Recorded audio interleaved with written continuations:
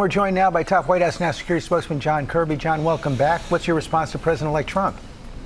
We are being honest and transparent with the American people, George, about what we're learning. As a matter of fact, just last night, after days of going through the various tips, days of looking at analysis, days of increasing our detection capabilities, including visual observers on the ground, we assess that these drones, these aircraft people are seeing, are a mix of law enforcement drones, commercial drones, and hobbyists. We continue to see nothing that indicates a public safety risk or a national security risk. But how do you explain why people seem to be seeing so many more of them right now?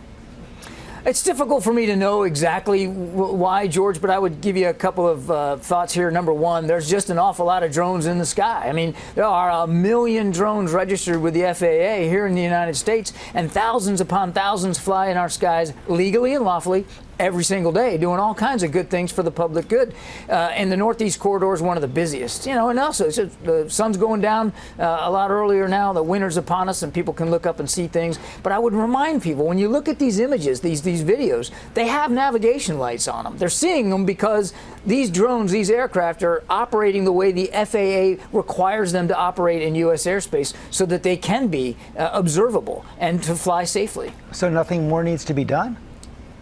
I think there's definitely more needs to be done, George, and particularly on authorities. I mean, what we are learning from this experience, or actually I say not learning new, I mean relearning the fact that there are gaps and seams in the authorities between federal and state officials. There's gaps and seams inside our own interagency in terms of how to deal with this increased airspace traffic, and we need Congress to act. The president's calling for Congress to launch a bipartisan commission to do exactly that, to bring legislation up to speed with the speed and acceleration with which drones are now manifesting themselves in U.S. airspace. Again, legal and lawful, but there's just an awful lot more now than there's ever been before. President-elect Trump also expressed some concern about the drones near his Bedminster golf course. Should he be worried about that?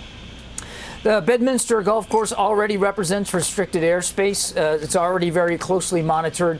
We're confident in our ability to keep that airspace safe and secure. You know, the Wall Street Journal editorial pointed out that this is one more sign, and we have so many, of people losing trust in their government. Is this something we should be concerned about? What can we do about it?